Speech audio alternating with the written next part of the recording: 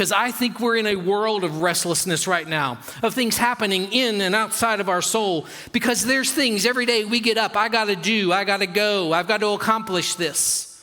There's this situational restlessness that we're engaged in every day of our lives, but I also think there's even deeper restlessness, and that's the restlessness of our soul. It's when we think about, actually think that everything that we have, everything is placed on our shoulders. I've got to go. I've got to do this. This is my family. I've got to take care of this. This is my marriage. I've got to do this. I've got to work. I've got to care for my family. I've got to serve the church. I've got to serve the kingdom. I've got to meet the needs of these people in my community. They're noble. They're honorable. They're crazy busy stuff. It's important stuff. It's the many things we're engaged in. But is it the one thing? If you would like weekly content that builds your faith and helps you walk out all that God has for your life, subscribe and be a part of LifeFamily. Let me ask you this morning, how are you? Good. How are you? Have you ever noticed that the standard answer to that question has significantly changed over the years? I think in the last 20 years, if you were asked, how are you, you likely might have heard, oh, I'm fine. I'm good. I'm doing well. Thank you. But today, if you were to ask that question, as I just did, how are you, though we heard a few goods, what do you think the standard answer is today? Tired. Primary one, I'm busy. Oh, I'm so busy. You might even ask, how are you? And you say, I'm crazy busy. As if busy is not adequate enough to explain and to describe exactly how busy we are. But here's the weird thing. Perhaps for you, it is for me at times, honestly. Being busy often secretly makes us feel just a little bit more important. Anyone identify with that? It's almost like there's status given to us if we're about being busy. It's as if some strange sense we feel that the busier we are, the more important we are. Anyone know what I'm talking about? And typically at the beginning of the year, you see this crazy surge by hyper entrepreneurs and fitness gurus with all of their messaging, and particularly in January, you see it where it's over the top. You kind of can hear them say, hey, you too can maximize your life. You can be at the top of your game in your health, in your fitness, in your family, in all of your enterprises. You can have inexhaustible potential and achievement in your life, in your business right now. One such voice says it this way: I awaken at whatever time my enemies go to sleep, more or less. Every morning I wake up my alarm clock. I listen to 2 books on triple speed in reverse. I don't do push-ups, I push down the earth. Then I do 47 miles on the elliptical while giving a bodybuilder a piggyback ride, followed by 20 minutes of mind palace, envisioning my best life now. I save 12 kittens every morning before sunrise. I don't hit the weights hit me because I'm reversing the gravitational pull of the earth. Every night, I wake before I go to bed. I teach all of this in my $400,000 master class. DM me with the word freedom, and we'll jump on a discovery call and make your life full. Probably Chuck Norris said that. To that, it just makes me tired. I just want to say, go ahead, have at it. Let me know how it goes. Because on the other side of this achievement, on the other side of this business, it kind of leaves us just a little disordered. When you take stock of your day, when you take stock of your week, your entire month, doesn't it feel something like it's just a little bit weary? It's draining to our heart and soul when we're in a constant state of going, when we're in a constant state of achieving. So how do we address that? How do we fix it? Well, today we're starting a new series, You plus Me. You, Lord, plus me. You and me. You plus me in community and life, serving Jesus together. And then you and me, your spouse, your significant other. And today, Lord, it's you. Today, I want you to see, Lord, it's you, Lord, plus me. The idea that I want to share is the idea that what we long for, arguably what all of us are designed for, is not a life of busyness or a life perhaps of significance, but a life of presence, if not a life of rest. I'm not speaking about the absence of work, but one that's layered with presence, one that's layered with peace, a life of presence, understanding that God made us to be human beings, not merely human doings. It's about ordering our lives to the design of our Creator. It's about first and foremost addressing you, Lord, and me. And I think it's worth stating that our culture is wildly out of step with the rhythm that we were created for. Even if you're not a Jesus person, you can look at the world at large and you can think and see something and feel that something is slightly off, something's way out of whack, because our souls are meant to thrive. Our souls are meant to live and thrive in a very simple, ordered way. Think about this shirt for a moment. It happens to be a shirt today that has a lot of buttons. But there are days in the week, perhaps, that I have put on another shirt. And if you're like me, you're in a hurry. It's that crazy busy stuff that we're about. And I start buttoning up my shirt, and I'm in a hurry, and I soon find out, maybe I find out before I get to work, that maybe this button didn't quite line up with this hole. Anybody identify with that? Crazy busy, you're in a hurry. Or perhaps if it's not your shirts, like me, honestly and truly, Runway Luna having a coffee, and the lady stops me and says, "You sure look nice today, but you probably don't want that tag hanging out of your shirt." Crazy busy and in a hurry. And you ladies might not identify with that, but you might identify with this. How about having two different shoes on? You know you have the style. The style looks pretty good, but one is blue and one is black. It happens to all of us. I was reminded as I was thinking of that several years ago in my former ministry, when we had a gala, Mrs. Bush, Barbara Bush, was coming, and it was a special event. We knew she was coming. She let us know she was coming, and she was actually coming from A&M, from the George Bush Library, and she had prepared and had a driver bring her to our event, and she was so excited to get there, but she pulled my wife and I aside and said, "I'm just so embarrassed, but nobody will probably know, but look here." If it happens to you, it happens to Barbara Bush too, and she had a blue shoe on and a black shoe on. How many of you have gone into your third meeting of the day and then finally went to the restroom and you saw your disheveled shirt? You saw the tag hanging from your shirt, or you happened to look down and saw mismatching shoes, and you thought to yourself, "Don't I have any friends here at work? Don't I have anybody that will just call me out and say, 'Hey, brother, you're looking a little disheveled today. You're looking a little bit out of order.'" And I think that's many of us, if we were truly honest. When we look at our lives, maybe it just feels a little bit like that. It's not on fire, but something feels out of whack. Something feels messed up. We sense it. We can't quite figure it out. Life feels messy. And it's because we're running contrary to the way our souls were meant to be ordered. There's a logical, and I would argue, a God-designed way that makes life work better. And it begins with you, Lord, plus me. So here we go. We're going to look at a story in the book of Luke. You're familiar with the story, I'm sure you are. Jesus is at this point in his ministry. He is surrounded by hundreds of followers. He's surrounded by all kinds of folks who are wanting to come and see who is this rabbi and what's going on that we hear so much about. And he has just a few folks in his inner circle, and he begins to travel with them, and he's traveling, and at times he finds himself staying in the home of a Pharisee.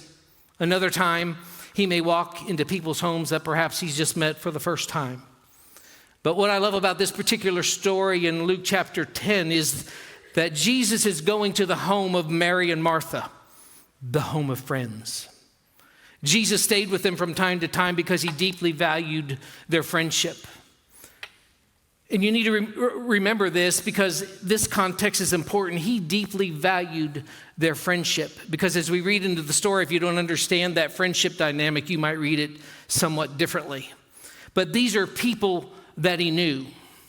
It's almost like he was going to the home of those in his home group. He knew them. He was intimate with them. He knew their heart. He had their heartbeat. They weren't strangers. He was going into the home of those that he loved and those that he knew. And we pick up here in Luke 10, verses 38 and 39. Now, as they went on their way, Jesus entered a village, and a woman named Martha welcomed him into her house. And she had a sister called Mary who sat at the Lord's feet and listened to his teaching. Let me quickly make a point here that's significant in that many of you have heard this story a million times as I have had, but according to this culture, Mary is not where the women are supposed to be. In the first century, there were strict rules and responsibilities for men and women. Very clear lines of delineation, particularly in households. Women were not permitted to sit at the feet of the rabbi. Men and women were not to intermingle. Mary is not where she's supposed to be. She's going against the grain. It's sort of like in a lot of ways, she's just being deeply inappropriate. Sitting at the foot of Jesus, welcomed at the feet of Jesus. And so the story goes on in verse 40. But Martha was distracted. Say the word distracted. We know about all that. Distractions means pulled away. Anybody ever been there? Distracted. Likely your phone's going to go off at any moment. We all struggle with that. We live in a world of distraction. Pings, alerts, notifications, voicemails, and incessant spam. Distractions. But Martha was distracted with much serving. And she went to him and said, Lord, don't you care that my sister has left me to serve alone?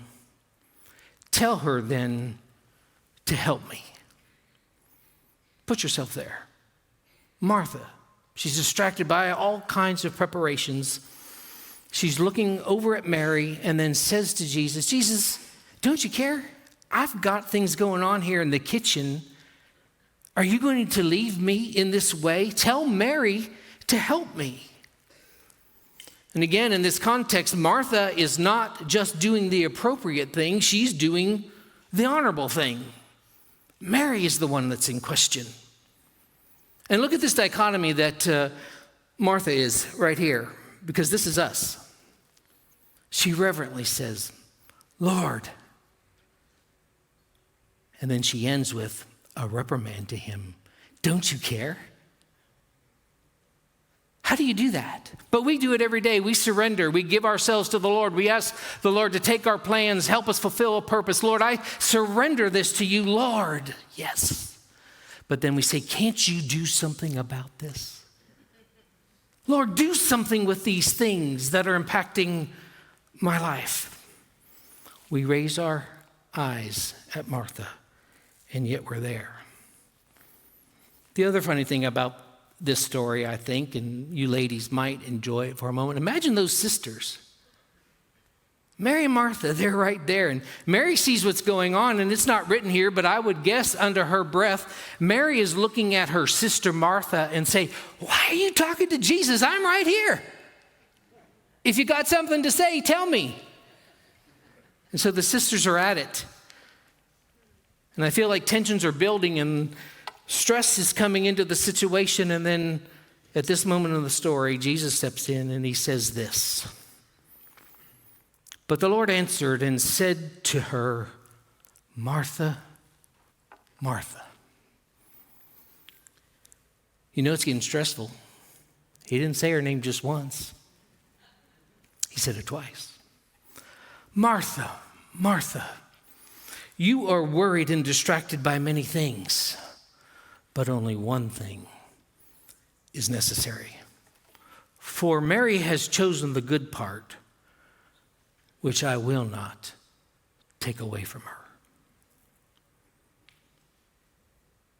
Now, the repetition of a person's name in the Semitic language was a term of endearment. I don't think Jesus was necessarily scolding Martha at this point, but I think he was pleading with her. He was saying, Martha, you're missing it. Martha, Martha. It's an expression of compassion and kindness, and with genuine kindness, he makes this observation. You are worried, Martha, and upset about so many things. You are doing, but you are not being. It's the one thing that's needed. You, Lord, plus me. You've heard the story many times. I've heard the story many times growing up, and at some point you look at it and you begin to wonder, and perhaps it creates a little tension in your thinking, and you're saying, what do I do? What do I choose? Do I choose this path of Martha, or do I choose this path of Mary? I mean, it's one thing to sit at the feet of Jesus and bask there and just stay there in his presence. But is it a bad thing to also be about the Lord's work? Is it a bad thing to be about doing the work that's before us? And I come back to, and I often think, and I've said this in other contexts within the office, work is sacred. I mean, in sacred rhythms, go back to the very beginning, God modeled work. He worked for 6 days. So work is a holy and sacred thing, but so is presence, and so is rest. And I think the heart of this is not choose whether you'll be Mary or whether you'll be Martha. But I think the reality of it is you come to a place where you actually seek balance. It's about how we're called to balance our lives. And I think at the very center of this story, this is the distraction that Mary carried in this context. Distraction versus rest. Distraction versus presence. And so while we may take a moment and talk about rest, we've got to also talk about restlessness, because I think we're in a world of restlessness right now, of things happening in and outside of our soul, because there's things every day we get up, I got to do, I got to go, I've got to accomplish this. There's this situational restlessness that we're engaged in every day of our lives, but I also think there's even deeper restlessness, and that's the restlessness of our soul. It's when we think about, actually think that everything that we have, everything is placed on our shoulders. I've got to go. I've got to do this. This is my family. I've got to take care of this. This is my marriage. I've got to do this. I've got to work. I've got to care for my family. I've got to serve the church. I've got to serve the kingdom. I've got to meet the needs of these people in my community. They're noble. They're honorable. They're crazy, busy stuff. It's important stuff. It's the many things we're engaged in. But is it the one thing? Martha was missing what mattered most, and way too many of us are in danger of making the same mistake. Are we too busy to hear his voice? The one that might be saying to you, Martha, Martha, Mark, Mark, Robert, Deborah, Sarah. Is that the voice that you can hear? Because if you hear, he's saying few things are needed, Indeed, only one. And imagine, if you will, in this moment, Jesus signals to Martha as he says her name. He signals to us this morning as he says our name, and he points to Mary, and he extends the invitation for Martha to sit with Mary at his feet. The Jesus who interrupts the crazy busy stuff of our day and says to us, sit at my feet. And that was Mary. I didn't realize this until looking into it. There are 3 times that you see Mary in the scripture. You see her right here in Luke chapter 10 at the feet of Jesus. You see her again in chapter 11 of the book of John. Lazarus has died, and she throws herself at the feet of Jesus, and she's bringing all of her grief. And in chapter 12, you see her again pouring perfume at the feet of Jesus. 3 times that you see Mary. Where is she? She's at the feet of Jesus. There's a Danish artist, a sculptor, if you will, from Denmark, and his name is Bertel Thorwaldsen. He's an 18th century sculptor, and I learned as I was preparing and heard a story of how he came about this particular sculpture. He wanted to work in crafting a sculpture that was picturesque of Jesus in an image of victory and being triumphant. And so he has all of his clay before him, and he begins to pull lumps away and push this up and push this out and begins to form things. He has this particular image of Jesus in his mind. And the sculpture, when he completed it, as he thought, it was a sculpture of Jesus with his hands raised high and with his head lifted very high in this posture of being triumphant and victorious. He loved the work. He looked at it. He wasn't quite done, but he called it a day.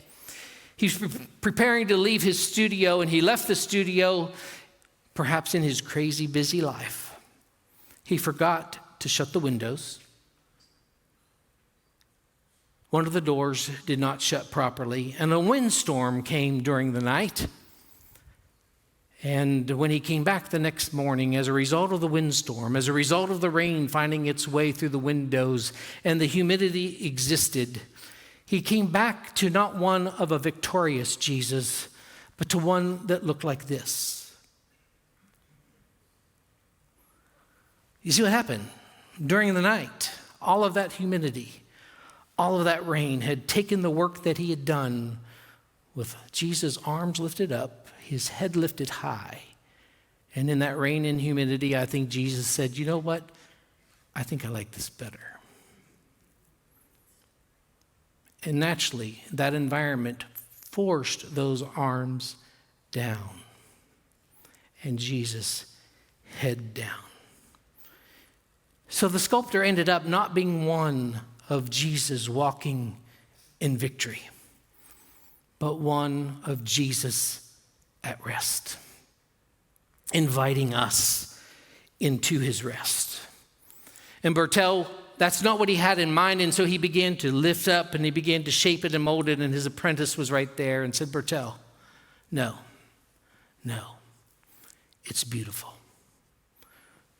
Build it as it is. And so if you ever have a chance to go to Denmark, you can go to the cathedral there. It's called Christus. It's in front of the cathedral. It's a beautiful piece. But here's what's unique about Bertel's sculpture. The only way that you can see the eyes of Jesus is if you're kneeling at the foot of the statue. Think about that. The only way that you can make the eyes, the only way that you can meet the eyes of Jesus is if you're at the foot of the statue, at the feet of Jesus.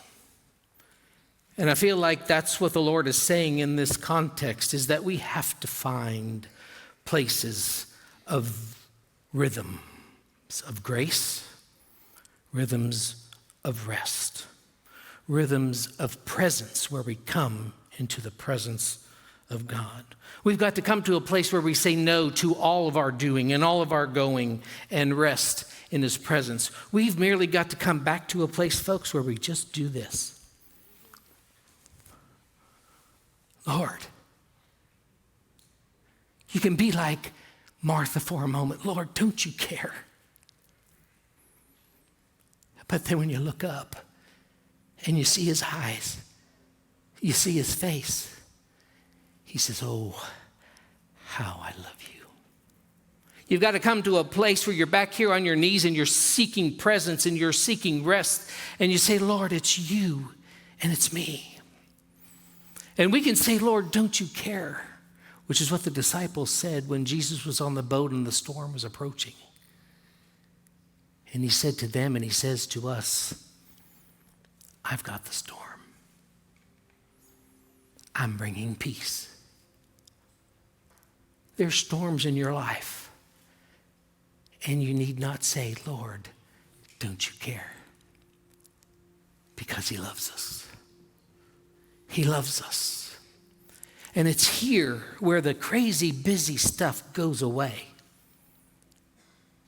And it's here where we are finally away from being disheveled. We're finally away from being disordered. We're finally away from being messy. And it's here we find the intimacy of his presence, of his rest. It's you, Lord, and me. We've got to guard against in this world not leaving space and time for the intimacy of Jesus to speak into our hearts and speak into our lives. So let me just give you 2 quick challenges as we leave this morning. First hour of every day, give it to him. We are crazy busy. Yes, we are. If you're like me, you get up in the morning and you're ready to roll. You've already planned out your day. You know what's ahead of you and you get after it. And sometimes the very last thing we think about is to take time just for a moment to slow down and say, Lord, how would you order my day? How will you use me in my week? Most of us are like Martha's and we need to react like Mary's. Hudson Taylor says this, don't have your concert first and then tune your instrument. First hour of every day, find your place. It's not too late to begin that discipline. We're only March into the new year. We can set it up for this year. And then secondly, and I applaud you for being here today, first day of the week, find yourself in the house of God. First day of the week, celebrate the Sabbath. They did it in the Old Testament on Saturdays. It was Shabbat. In the New Testament, after the resurrection, it was Sundays. But Shabbat is all about one thing. Sabbath is about one thing. Sunday should be about one thing, actually 4 things: stopping, resting, delighting, and worshiping. You may see the calendar Monday, Tuesday, Wednesday, Thursday, Friday, Saturday, and Sunday. But Sunday is Sabbath. Sunday holds incredible value for you, your heart, your family, to stop all the hustle and wrestle at the feet of Jesus. Abraham Herschel said this, a rabbi, about Sabbath.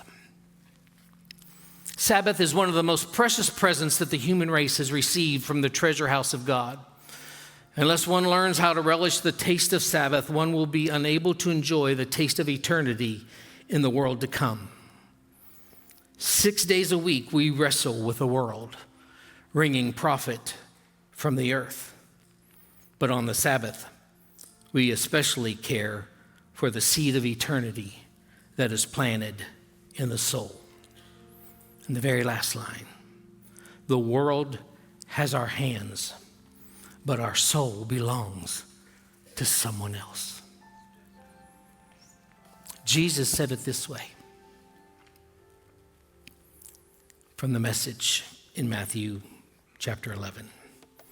Are you tired? Are you tired? Are you worn out? Burned out by religion? Come to me, Get away with me and you'll recover your life. I'll show you how to take a real rest. Walk with me and work with me. Watch how I do it. Learn the unforced rhythms of grace. I won't lay anything heavy or ill-fitting on you. Keep company with me, and you'll learn to live freely and lightly. That's our invitation. You, Lord, plus me. Thank you so much for being a part of our service today. And we hope and pray that this message touched your heart. And we want to hear from you. We want to get to know you. There are several links below this video that you can connect and let us know what's going on in your life. So we would love to invite you to do that. But most importantly, if you made a decision to follow Jesus today, that is amazing and we want to celebrate you. I invite you to text Next Steps to 22999. We'll respond with a text and give you some resources and next steps for your faith journey. So we just celebrate you and want to invite you to do that. Thank you so much for making this decision to follow Jesus. It's amazing. So thank you again for being a part of our service today. We will see you next time. If you don't have a home church, we would love to invite you to be part of LifeFamily. Remember, you belong here. Join us again next Sunday or anytime throughout the week. Hit that bell so you never miss when we post a new video. Hope to see you again soon.